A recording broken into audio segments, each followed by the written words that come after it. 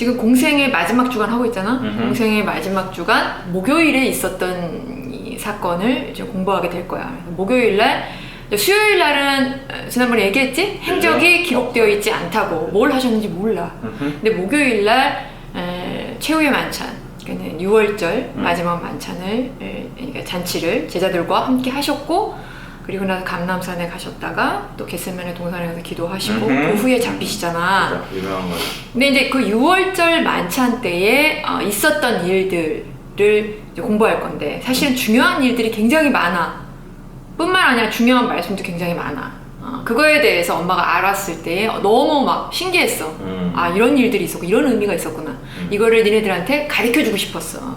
디테일하게. 그래서 오늘은 그거에 대해서 이제 공부를 할 거니까 잘 들어보자. 먼저 누가복음 22장 1절에 보면은 6월절이라 하는 무교절이라는 절기, 그러니까 결국은 6월절을 말하는 거지. 무교절 똑같은 말인데, 이 절기는 일주일 동안 지켰어. 그런데 마태복음 26장 17절에 무교절의 첫날, 무교절을 지키는 데 있어서 첫날부터 이제 일주일 지킨다 그러잖아. 그 첫날이 목요일이야. 이 목요일 날이 이제 첫날인데, 그 목요일 날 낮에는 6월절 잔치 준비를 하고, 그리고 저녁에 6월절 잔치를 했어.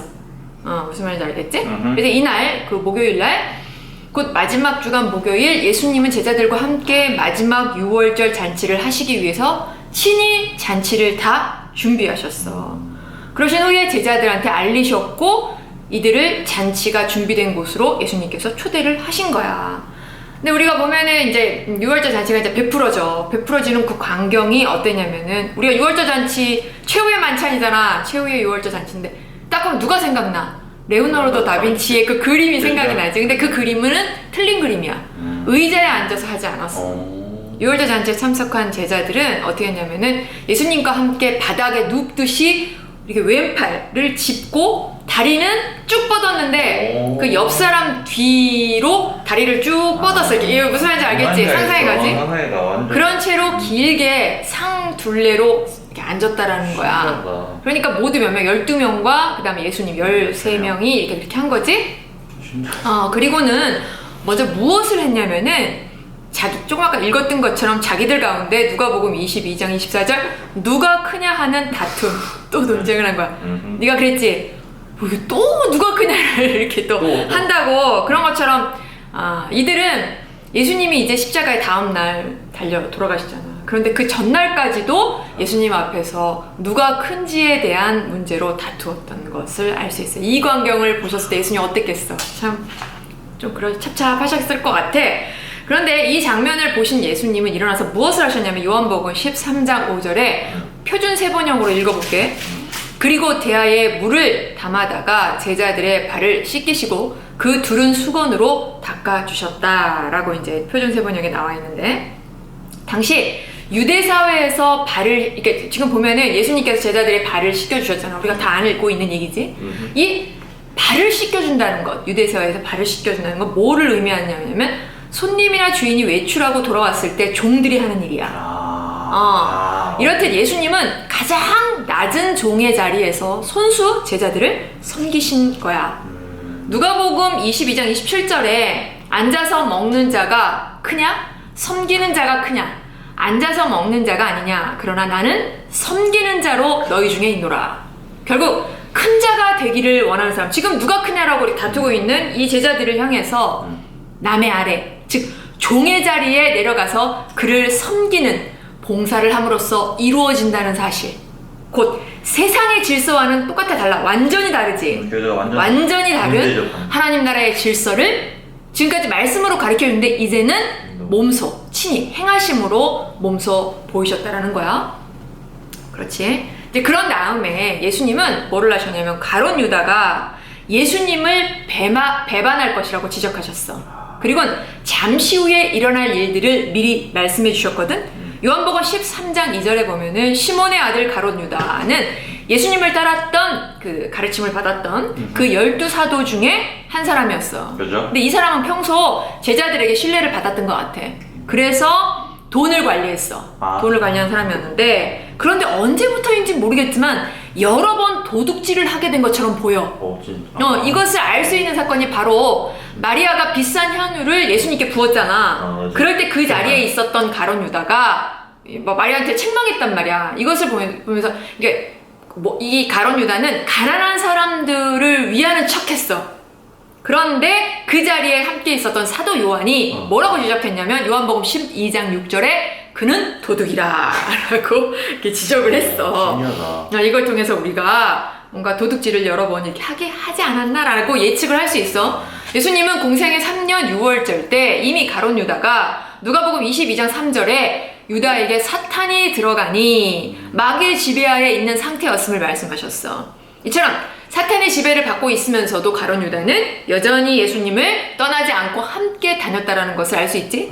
이에 대해 사도 바울이 뭐라고 얘기했냐면 유다가 예수님 곁에 있으면서 예수님의 제자로서 고린도 후서 11장 14절에서 15절 사탄의 일꾼들도 자기를 의의 일꾼으로 가장하여 라고 가룟 유다가 의의 일꾼인 채 했다고 사도 바울이 얘기했어. 예수님은 평소 제자들에게 뭐를 이렇게 말씀하셨냐면 당신이 십자가에 못 박혀 죽으실 것이라고 이렇게 몇 차례 말씀하셨잖아. 네, 가룟 유다에게 사탄이 들어간 후 유다가 무슨 생각을 하게 됐냐면 이 말씀에 대해서 생각하게 됐어. 예수님이 자꾸 죽는다고 말씀하시니까 차라리 누가복음 22장 5절에서 6절 그들이 기뻐하여 돈을 주기로 언약하는지라 유다가 허락하고 라고 그들이 누구냐면 대제사장, 그러니까 예수님을 죽이려고 했던 그 사람들한테 예수님을 팔아서 돈이나 챙길 결심을 하게 된 거야. 와. 예수님은 가룟 유다의 이런 상태, 이런 생각들을 당연히 알고 계셨겠지. 하지만 요한복음 13장 27절에 내가 하는 일을 속히 하라고 말씀하셨잖아. 마치 이 말씀을 들으면 빨리 했으면 좋겠다 이런 바람을 갖고 있는 것 같지? 아니었어. 이는 유다에게 회개할 수 있는 마지막 기회를 주신 거야. 그리고 경고를 하신 거야. 하지만 이미 사탄에게 붙들려 있었잖아, 유다는. 그래서 예수님이 주신 요한복음 13장 30절 그 조각을 받고 곧 나가니 떡 한 조각을 받은 후에 마귀가 유다에게 들어가 예수님의 마지막 경고, 마지막 기회를 무시하고 곧 나가니 라고 그 자리, 마지막 잔치, 6월절 잔치의 자리를 떠났다라는 거야. 이처럼 가룟 유다는 마지막 6월절 잔치 도중에 나갔다라는 것을 알 수 있지. 결국 가룟 유다는 마귀의 도구가 되어서 예수님을 어떻게 돼? 팔게 돼. 그래서 결국은 영원한 멸망을 받게 된다라는 거야.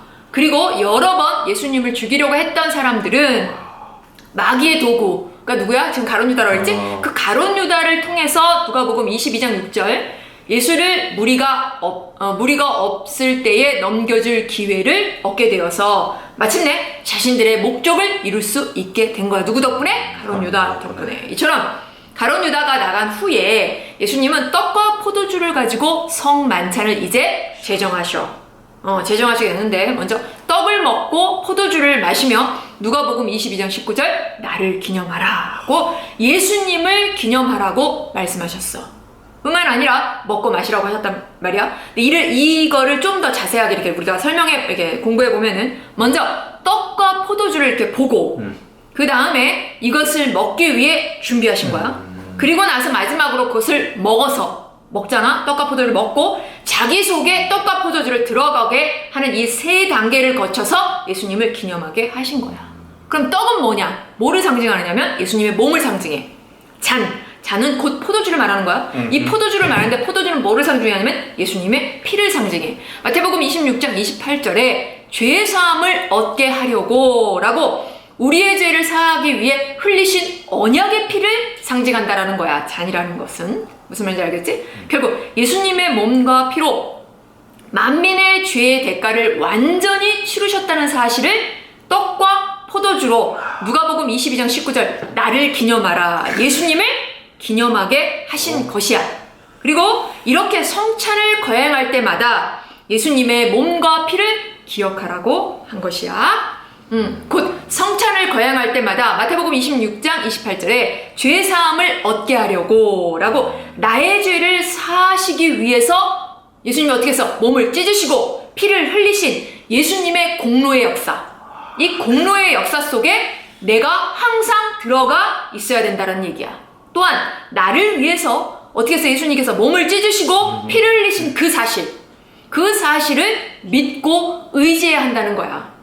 그 예수님의 공로의 역사를 떡과 포도주로 기념하는 성찬 예식은 뭐를 말하는 거냐면 사실은 주님을 왕으로 모시고 언제나 주님의 종으로서 예수님의 다스림 안에 거하여 오직 예수님께 순종하고 살겠다라는 그 약속을 하는 신앙 고백이 바로 성찬 예식이야.